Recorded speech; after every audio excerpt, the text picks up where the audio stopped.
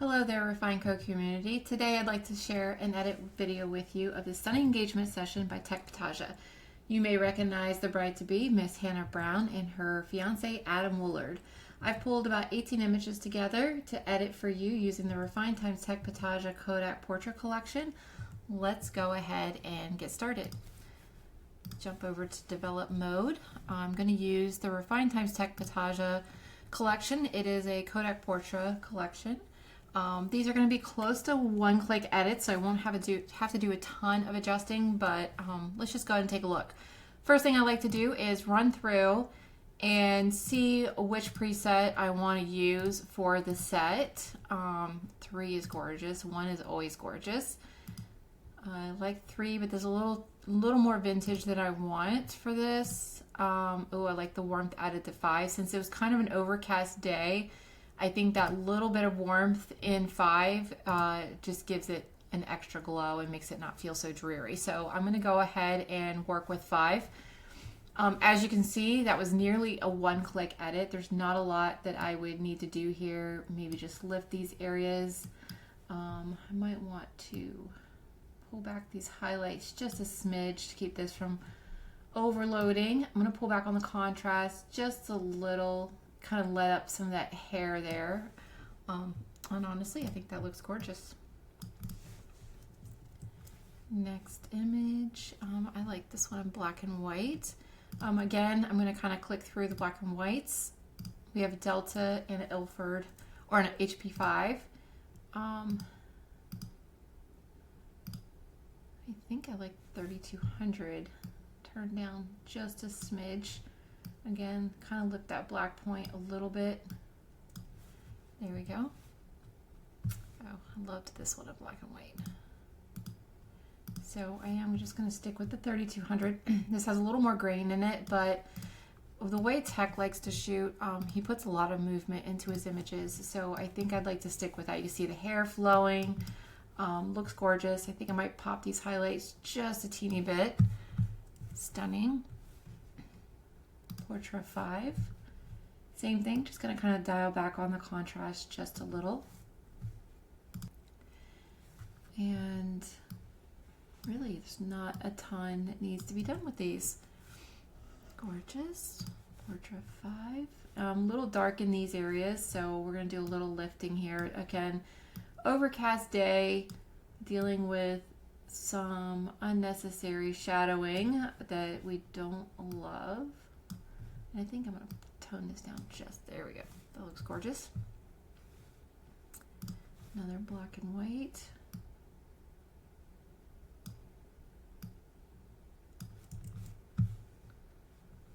Gorgeous for color. And you see we got a little more light on this one. You probably had the sun peeking in and out of the various levels of clouds we have back here. What a gorgeous location though. This grass in this field is just perfect. I don't know how in such a large field, but it's gorgeous. We're feeling a little magenta here, so I'm going to pull just a smidge of that magenta out. There we go. And let's do this one in black and white. Gorgeous.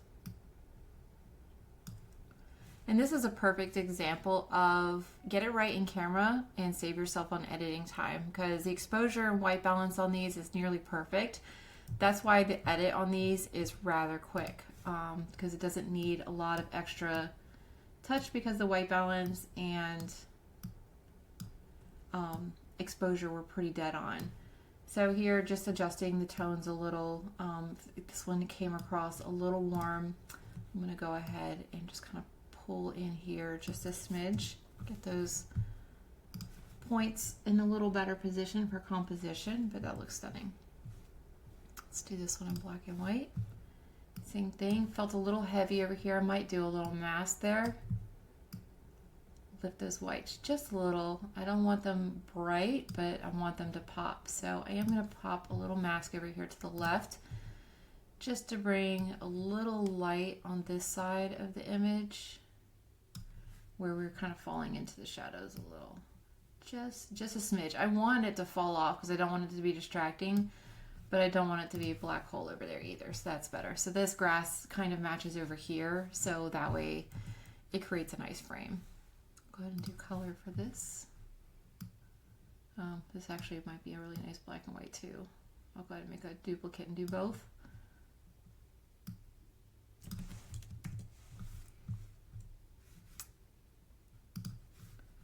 Yeah, I actually like it in black and white too. Yep. Another one, usually I choose movement photos for black and white, like if I feel like it was Candid, has a little bit of movement, kind of those classic timeless caught in the moment images. This would be gorgeous in color too. We can go ahead and do that.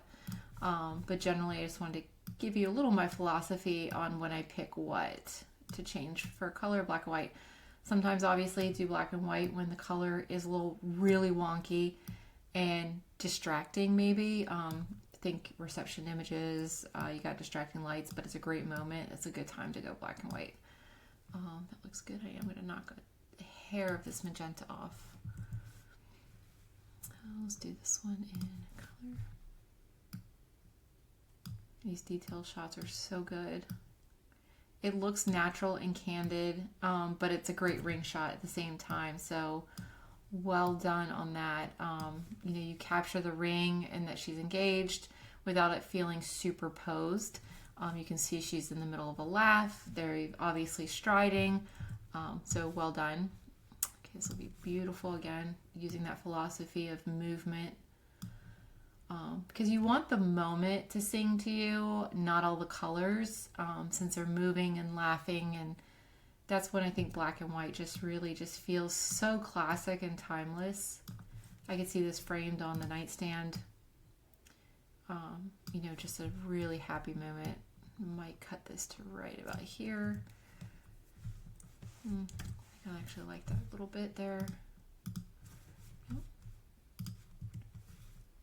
Let's do color on this one. Just gonna pull it out of before and after mode so I can. This one's a little soft, so in theory I would maybe change it to black and white, but I know I want this one in black and white, and it's also a hair soft. They're obviously moving around and kind of getting at the moment. Low light, so maybe slow shutter speed. So this would be good in either one. It would give a little bit of warmth. Same thing, we're almost center, so I'm going to go ahead and pop them center. So ideally they would be either here or dead center. So I think since they were shifted almost center, we're going to keep it that way. Let's do this one in black and white. Going to have to lift the foreground a little.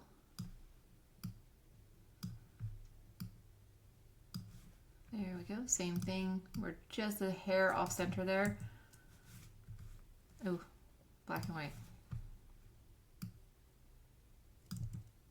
Oh, that was going to be black and white too. Okay, let's switch this one to color.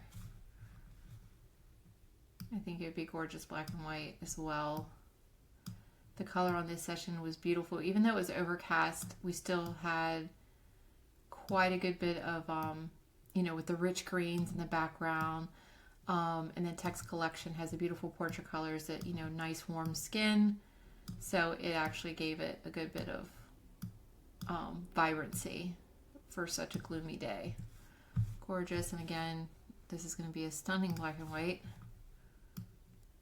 Lift, pop those highlights just a smidge, and I think that looks gorgeous. Let's take a look at all of them.